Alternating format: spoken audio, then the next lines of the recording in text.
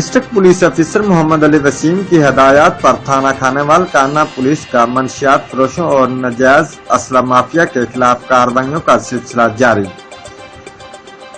مزید رپورٹ کر رہے ہیں رانا ایڈی پرنس۔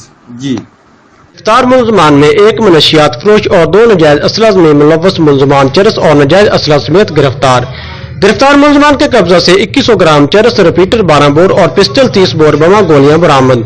منشیات فروش علی حسن والد حکم دین رحمانی سکنہ مرضی پورہ، عرفان والد رمضان پوہر سکنہ مخدوم پور، اسحاق والد مشتاق قوم وسیع ناجائز اسلحہ میں گرفتار ملزمان کے خلاف الگ الگ مقدمات درج، مزید انٹروگیشن جاری۔